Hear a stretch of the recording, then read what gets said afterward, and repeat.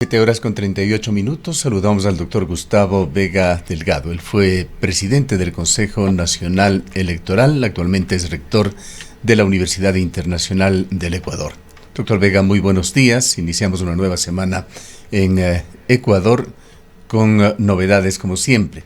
Se destaca el desistimiento de la empresa de propiedad de la esposa del presidente de continuar con su proyecto en Olón y por otra parte una estremecedora denuncia que se la comentaba ya, pero viniendo de la fiscal de manera formal en las redes sociales, es doblemente preocupante la denuncia de que en el contrato para matar a Fernando Villavicencio eran dos y la segunda persona a ser asesinada era ella, Diana Salazar. También ha dicho que descarta cualquier participación en las elecciones del 2025. Ambos temas ponen la mira en lo que está iniciándose ya en Ecuador, la carrera presidencial hacia el 2025. Le damos la bienvenida. Gracias, Gustavo. Honrado. Sí, le estamos escuchando. Quisiéramos iniciar con su comentario sobre cómo ve el panorama nacional. En efecto, hay nuevas cosas en el Ecuador y creo yo que siempre hay que estar atento. Quisiera comenzar por buenas noticias, porque a veces tenemos un énfasis en el Ecuador a mirar solamente la política, lo cual es cierto, es crucial, es gravitacional. Sin embargo, hay otros ámbitos que conviene mencionar, el tema cultura, el tema deportes.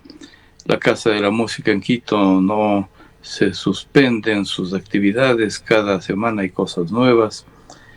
Con la Orquesta Sinfónica Nacional y la Compañía Nacional de Danza han presentado una obra macanuda que supone realmente felicitaciones. Y llevar a un ballet la ópera de Bizet, Carmen, por ejemplo. La presentación en el país de un nuevo cine de patente ecuatoriana, la de Tani Hermida, la invención de las especies basado en Galápagos, hay que destacar como un logro cultural.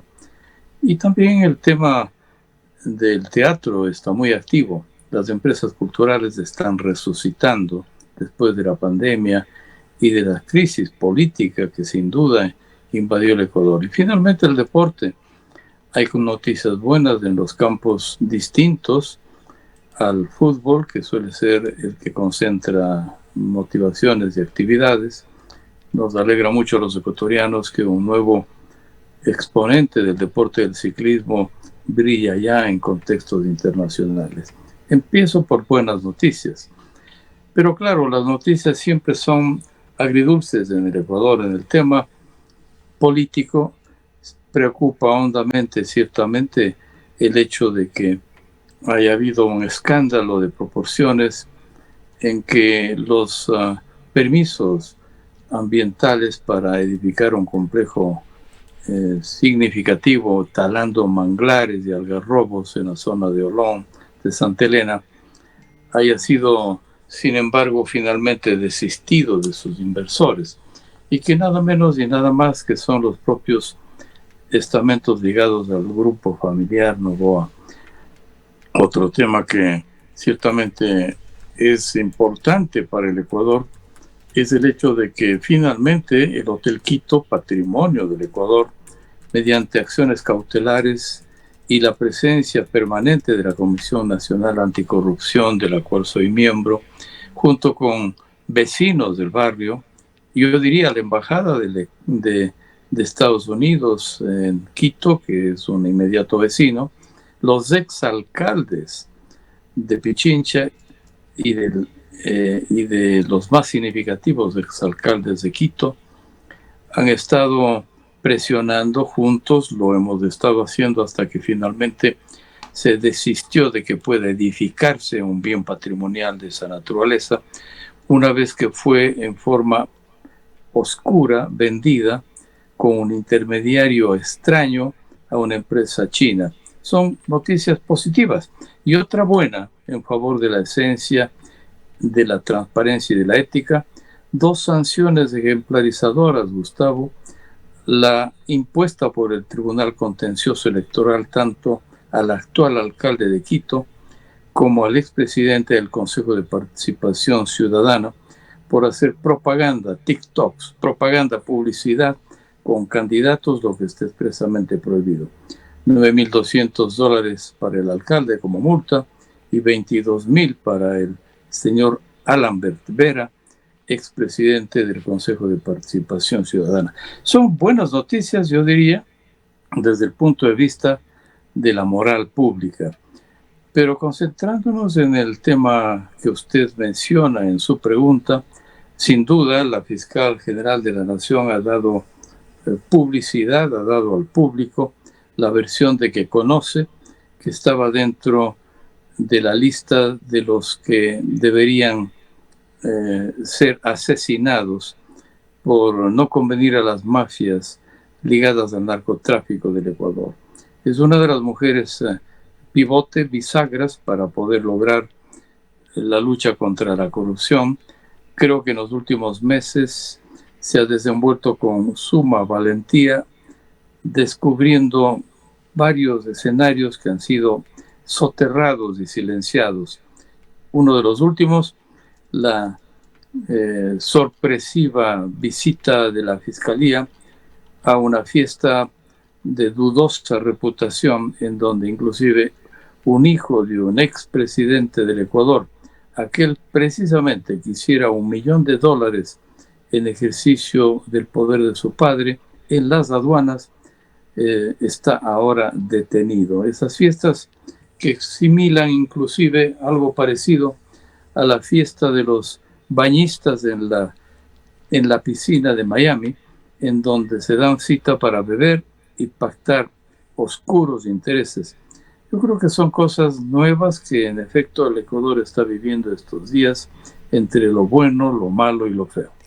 Doctor Vega, muy buenos días. Quizás retomando el tema de la fiscal, uno de los temas a los que se le debe prestar atención en estos días es no solamente las declaraciones que ha dado recientemente, sino el poco tiempo que le queda a Diana Salazar al frente de este cargo, y quizás lo que más preocupa es cómo va a llevar adelante el proceso para tener un nuevo fiscal o una nueva fiscal, el Consejo de Participación Ciudadana y Control Social. Pues sin duda alguna es un tema que debe preocuparnos. Son, por ejemplo, 6 años en los que no hemos tenido un defensor público porque no se ha podido desarrollar este concurso de manera oportuna, y bueno, ya hemos visto también lo que ha pasado con otros concursos. En tanto, el tema de tener un fiscal o una fiscal es fundamental, sobre todo con todos los casos y procesos que están abiertos, las investigaciones que se están desarrollando. Esto es un tema que debe convocarle a los ciudadanos y a las ciudadanas para prestarle ojo y atención al Consejo de Participación.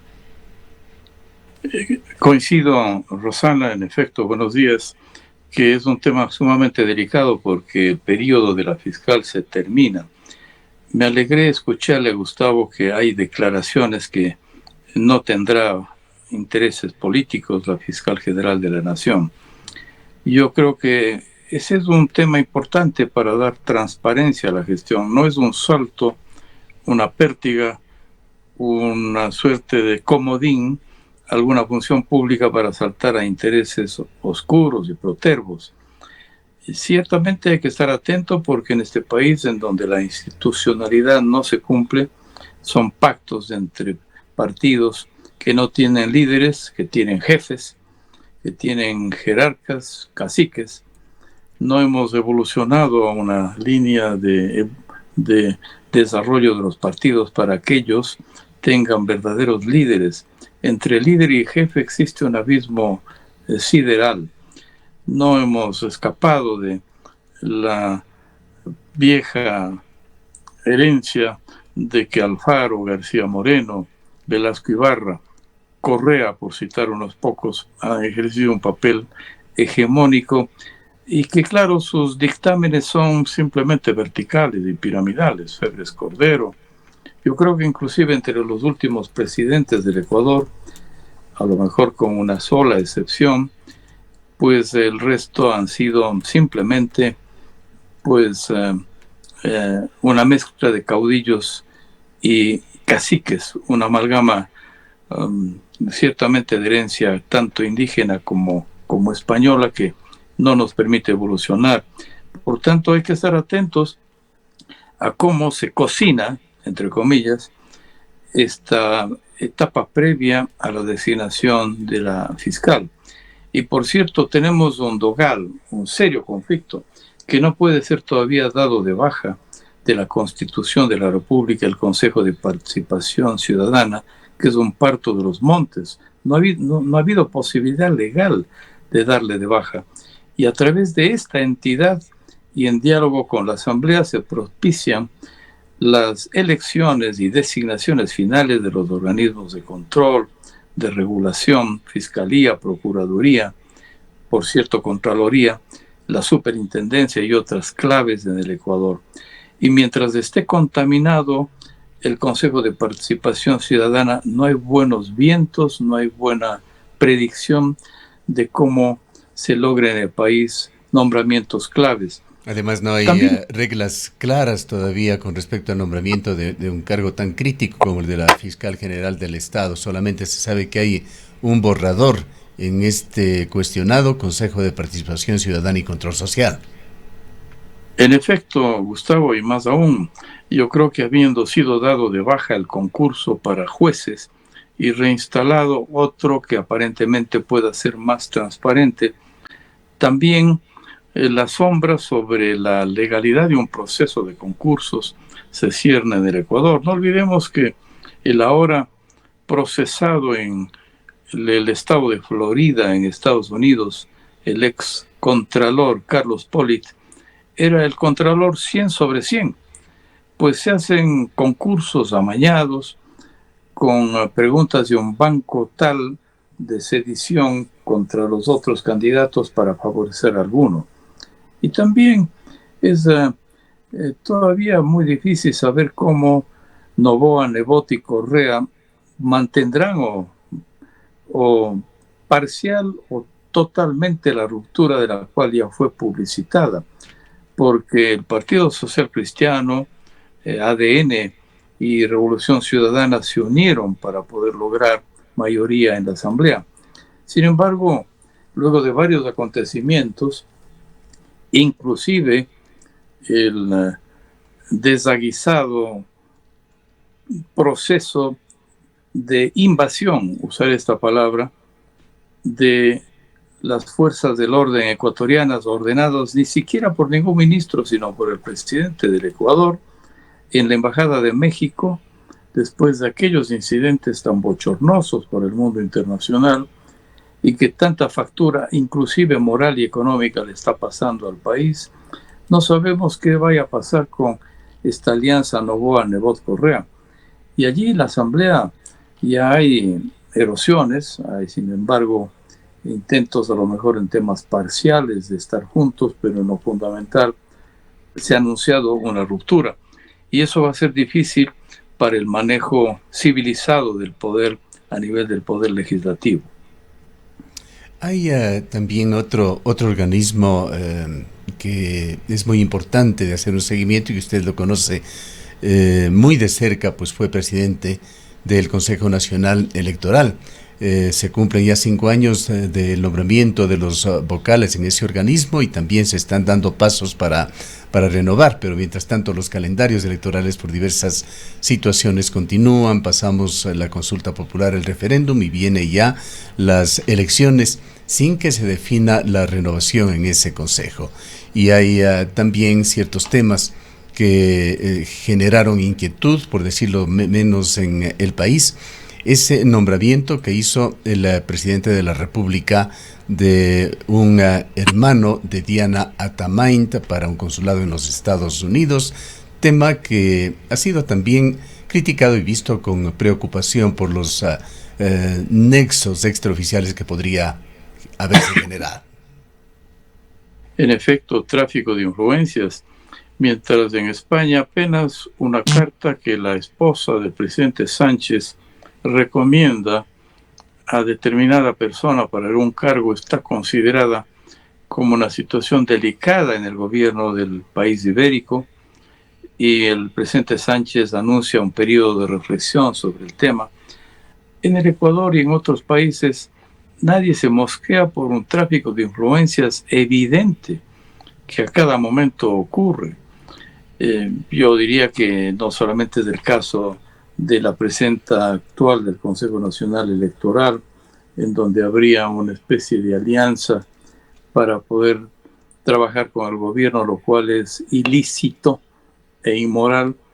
Está lo que usted menciona, no se han renovado los cuadros. La ley ordena que cada 2 años debe haber una muda parcial, en parte por el Consejo de Participación, que ha sido un descalabro, porque a él le tocaba señalar los cuadros de renovación del Consejo Nacional Electoral, pero también está por parte de los miembros del Consejo Nacional Electoral, que tienen que tener la sangre en la cara necesaria para decir hemos cumplido 2 años. Si es que el Consejo de Participación no opera, nosotros nos retiramos. No olvidemos algo grave también, que la equidad de género, la paridad de género que se desarrolló en el país con ocasión de las candidaturas de presidente y vicepresidenta, no fue necesariamente una labor generada desde el Consejo Nacional Electoral, sino fue una acción desde arriba de la Corte Constitucional, que le ordenó al Consejo Nacional Electoral propiciar candidaturas con equidad de género. Son situaciones como estas que pues dan el efecto de que el Tribunal de la Mano Negra y el manoseo de una política ciertamente corrupta entre los gobiernos de turno y el máximo organismo que tiene que tener la neutralidad necesaria no se cumplen. No hay mucha distancia de lo que usted acaba de mencionar cuando un cuadro familiar de la presidenta está siendo nombrado desde el Ejecutivo con la condecoración absolutamente risible, una sonrisa y una lágrima, a un expresidente del Consejo Nacional Electoral condecorado por el presidente de la República, una vergüenza, y cuyo expresidente no ha aparecido porque sigue en el extranjero. Ojalá, parece ser que está en funciones en la Organización de Estados Americanos, nadie sabe, desaparecen del planeta quienes hacen realmente corrupción. Ese es el caso de un expresidente del IES y que fue también prefecto del Pichincha, que acusado de corrupción no aparece. Y quien vendió el IES al gobierno, el señor Richard Espinosa, tampoco aparece en el planeta. Y este rato el IES, entre otras cosas, por esta razón, está verdaderamente en bancarrota. De tal suerte que son escándalos que a la gente de bien le hace realmente mella, pero a los que no tienen suficiente vergüenza propia, es parte de un tinglado normal y rutinario de la vida pública diaria. Y quisiera también traer su atención y escuchar su comentario, doctor Vega, sobre temas más de carácter local. El día de mañana, a partir de las 9 de la mañana, habrá un importante acto académico en también su universidad. Usted fue rector de la Universidad de Cuenca. Allí se ha organizado el Foro Académico sobre Minería, Sustancias Tóxicas y Derechos Humanos. Y habrá la presencia de un importante personaje, el doctor Marcos Orellana, relator especial de las Naciones Unidas sobre Sustancias Tóxicas y Derechos Humanos. Se espera tratar en ese foro la amenaza pendiente en Quimsacocha o Loma Larga, como lo llaman los gobiernos, situación que amenaza ambientalmente a los recursos hídricos de Cuenca. Hay evidencias de una potencial contaminación de aguas, incluyendo en esto el río Tarqui, el río Yanuncay, con arsénico, de acuerdo con documentos que han sido ventilados dentro de sus procesos por la propia compañía minera, la canadiense Dundee Precious Metals, mientras también en estas situaciones que se hacen a veces difícil de entender el porqué, la esposa del presidente de la República ha manifestado, y esto se evidencia a través de sus propias redes sociales, una situación de cercanía con los ejecutivos de Dundee Precious Metals. Yacu Pérez nos decía a mediados de la semana anterior que ese día estaba almorzando con los ejecutivos de Dundee Precious Metals en una hostería allá en el cantón Girón, y eso vino precedido de anuncios en los cuales la esposa del presidente señalaba que habrá una contribución de esta empresa minera en uno de los programas sociales que ella lleva adelante. Nos gustaría, como le decía al inicio, conocer su mirada sobre este tema. Bien por la Universidad de Cuenca que organiza este foro, me parece que es parte de la responsabilidad académica. Enhorabuena, yo creo que son espacios para reflexionar, discutir y propiciar a los tomadores de decisiones la orientación, la brújula que tiene que la academia propiciar en esta materia. En efecto, yo recuerdo que la patología de los mineros de Potosí, el Cerro Rico de Bolivia, determina que una longevidad abortada de los pobres mineros, que sin embargo son los que más ganan comparativamente con agricultores y ganaderos, es de tal forma mutilada que una edad promedio de vida de los mineros de Potosí no llega más allá de los 35 años de vida. Indudablemente, la minería abierta es un tema de grave impacto en la salud. Entonces, yo creo que son efectos de la minería que tiene que la salud pública tomar en cuenta. Sin embargo, mire Gustavo, mire Rosana, que las consultas populares no sirven para nada, sino como un eslabón para legitimar un proceso político y de repente también para la reelección presidencial de quien está al frente del Ejecutivo. Pero ahora mismo que la consulta popular negó el pago por horas a los trabajadores, una especie de precarización laboral de la cual el pueblo en forma muy inteligente no cayó en la treta, pues ahora se ve vía decreto el bypass para poder justificar el pago en horas después de haber sido negada en la consulta popular.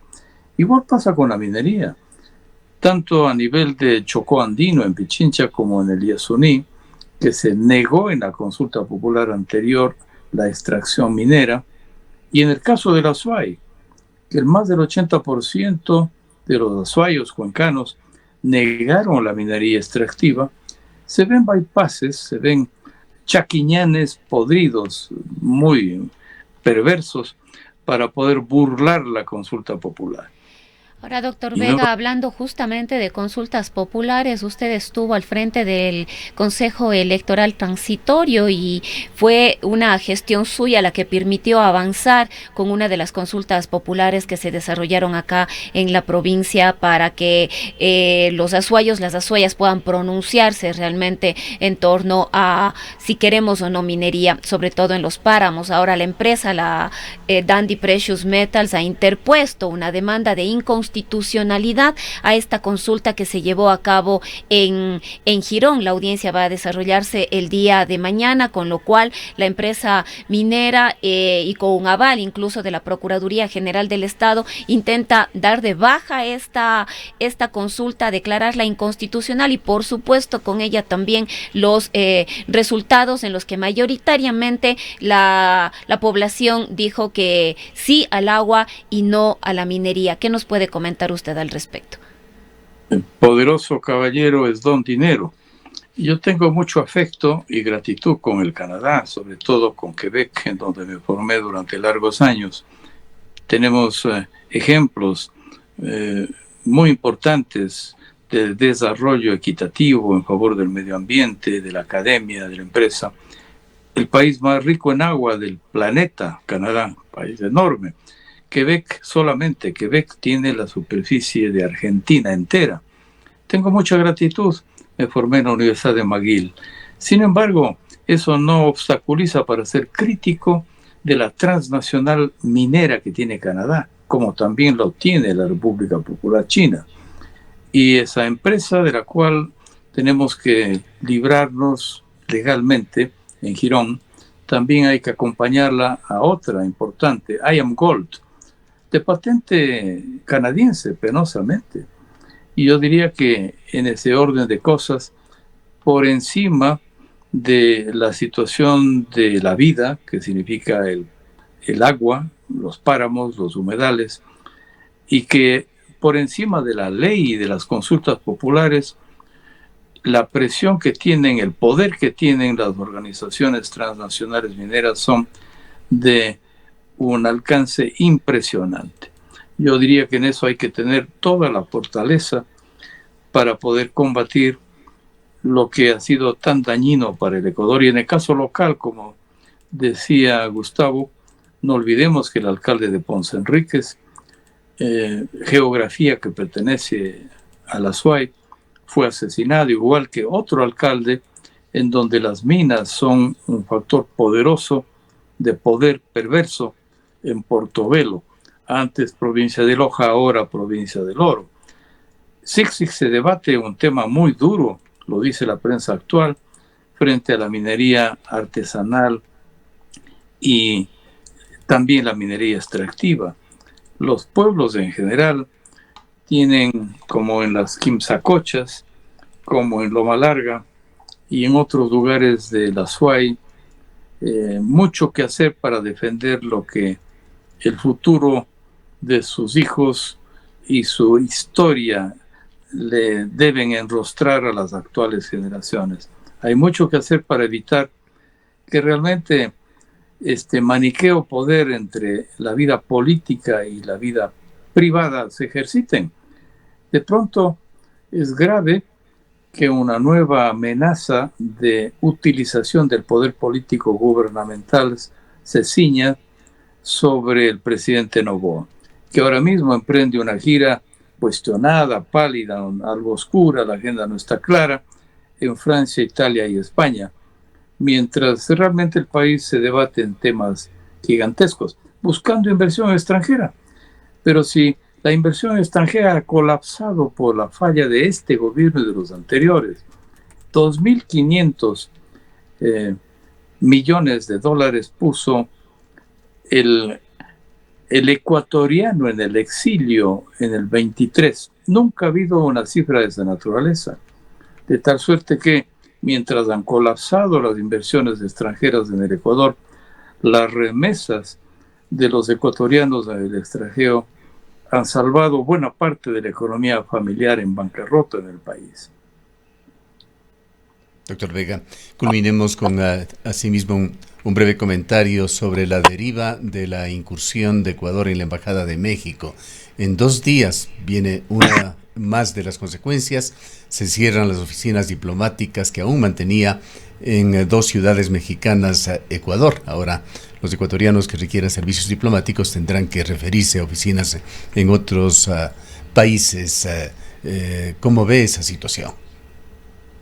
En el tiempo en que fui embajador de Ecuador en México, el consulado en Guadalajara, con el cónsul Watanabe, un cónsul honorario, y con Jaime Pozo Pino, cónsul en Monterrey, se cubría una demanda permanente de los ecuatorianos que viven en México. Además, ellos ejercían un papel sumamente importante en la custodia del tránsito de los migrantes ecuatorianos que vía México intentaban llegar a Estados Unidos. Cerradas esas dependencias, pues se arriesga aún más el apoyo a los posgradistas ecuatorianos que viven en México, que son una cantera y que sirven al Ecuador cuando regresan. Sobre todo son médicos e ingenieros los que más se forman allá. Se arriesga la supervivencia y la vida misma de los migrantes ecuatorianos. Se afecta la economía.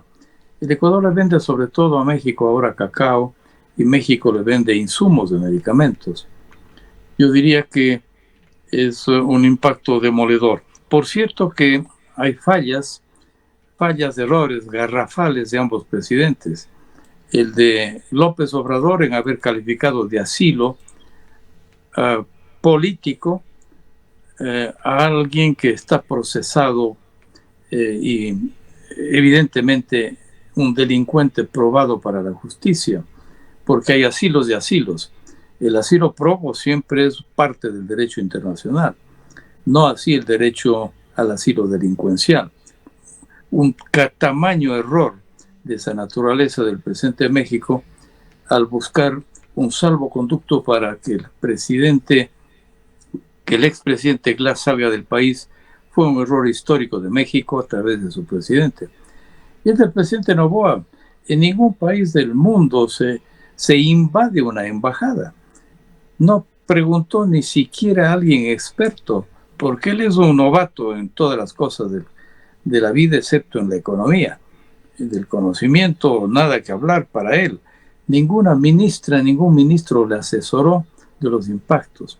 $500,000 costaron pocas horas a los 4 abogados que le defienden al Ecuador en el Tribunal Internacional de Justicia de La Haya. Y no menos de 5 millones costará el resto de las acciones para defender al Ecuador. No basta solamente ofrecer disculpas, ni comer tacos y ceviche en una inacertada declaración light del presidente Noboa. Hace falta buscar intermediarios y amigos que pongan en la mesa a los dos presidentes para zanjar un tema que se ve absolutamente incómodo y que va a ser demoledor para el Ecuador. Además, en temas económicos, dependemos de México para que el Ecuador entre en pleno derecho a la Alianza del Pacífico, así como de Chile y Colombia.